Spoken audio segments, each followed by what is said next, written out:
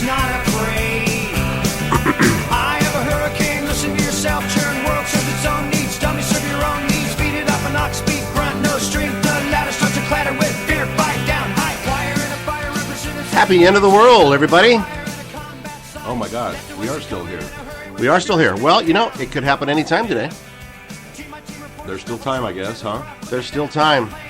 So if you're listening to this on Friday the 21st, there's still time for the end of the world. If it's afterwards, then we did make it. We did make it, yeah. Well, you know, we appreciate you spending the last few hours of your life with us, and we know you have other choices, and we appreciate you picking us.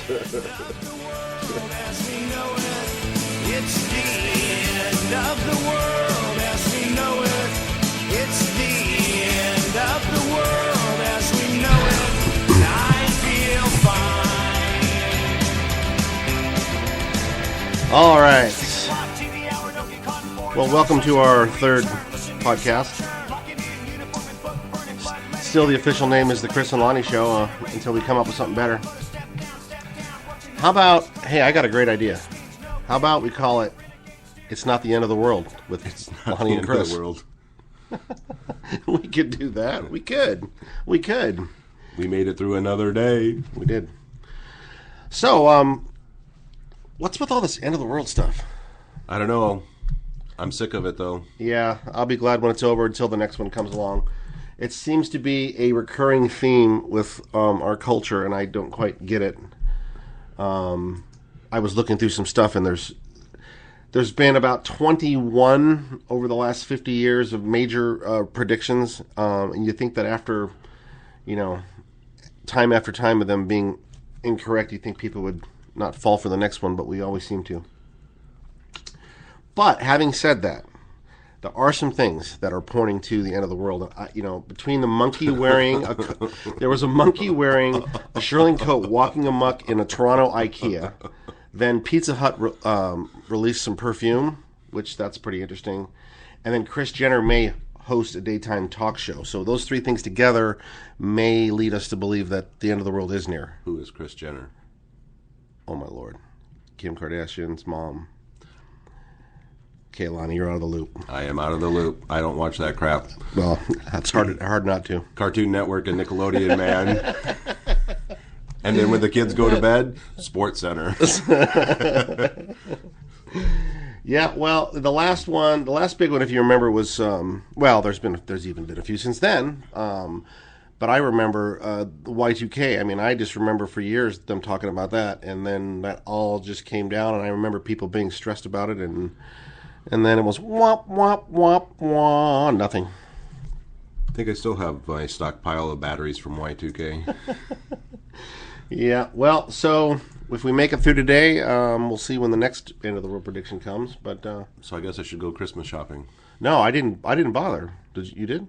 I didn't get you anything. I hadn't yet, so that's what I figured. What the heck, I meant as well. Well, I didn't get you anything because I didn't figure we'd be here. And while we're on the subject, too, I think just in case, we're making light of this, but just in case the world does end, it could happen any time today, and I think we should probably get some things out of the way. Is there anything that you need to get off your chest since this is the end of the world? I know I have something I'd like to get off my chest. I just need to profess my undying love for you, Lonnie. I told my wife last night that I was going to leave her and you and me were going to run off together. Yeah. Well, sorry. Oh, damn. So what would be your big thing if you knew it was really the end of the world? What would you like to tell the world? What would I like? Would you like to tell somebody off? Would you like to tell someone how you really felt about them in a positive way? Would you run around the streets naked? What would you do? I think maybe I'd track down the ex-wife and run her over with the truck. Wow, folks. That wasn't what I was expecting. I hope she doesn't listen to your podcast. Probably not. It's only been 25 years, so you would think I'd be over it by now. Apparently, huh? So, what did we talk about last time? Last time we were here, we did a thing about this Facebook privacy thing, and, they had to have, just a quick recap, they had to have 300 million people vote out of the 1 billion people that are on Facebook to keep people having their privacy changes being approved by the masses.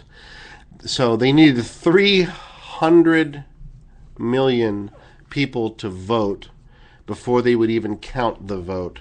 Do you remember how many we got?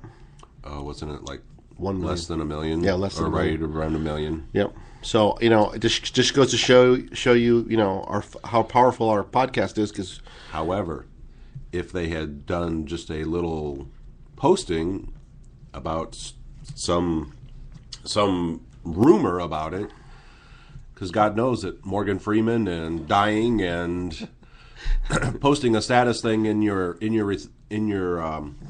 copying and pasting a status update that you do not authorize any duplication of your material. 300 million people will post something like that. Right? Isn't that funny? It. And that not that this privacy issue was any big deal, because it really wasn't. At the end of the day in our lives, Facebook's not the end all of our lives, but it does go to show you how something that matters people don't really care about, but some silly thing, it will get passed all over, even if it's untrue. They'll pass it everywhere. But so we didn't. That didn't happen. So Facebook is going to go ahead and they're going to make their own decisions about what they do with their privacy issues, which is probably what most corporate businesses do, anyways.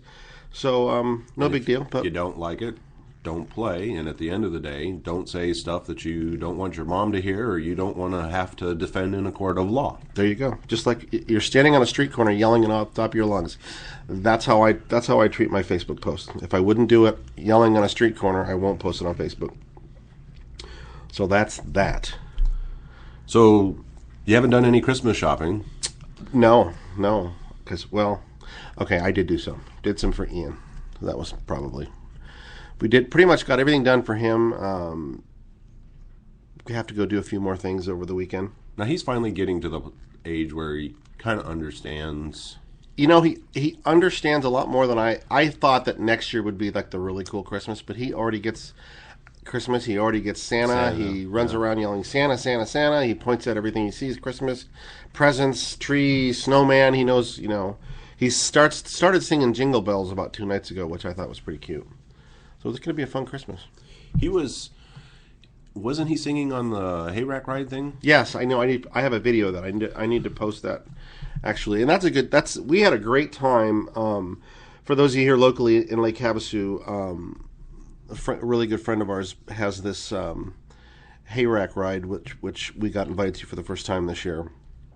And I did not know what to expect. I thought, great. We're going to go over. It's going to be really fun. We're going to get on this little hay ride, and we're going to ride around in a circle and get off, and the kids are going to have a great time, and it's going to be, it's going to be fun. Well, it was probably the funnest thing I've ever done with a little one.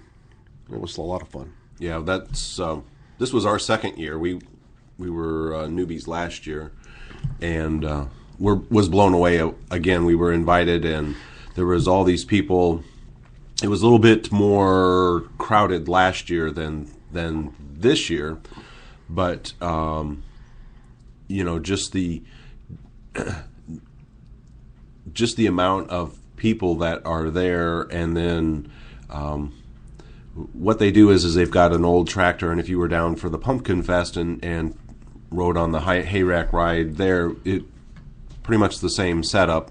And the same guy, Walt Sosi, that is driving the tractor, and 3 trailers behind with hay bales lined up, kind of in a zigzag pattern to get as many people as possible on the trailers, and they go from their house over to another person's house, kind of weaving through the golf course area and that, and this year was a little more strategic as far as taking us by houses that were really which decorated. I thought was really neat. And what was also really neat, they have a speaker system throughout these, and they're nice speakers, and they're playing Christmas music. So you picture, basically a train with 4 cars, open air with hay bales, people sitting on them all singing Christmas carols.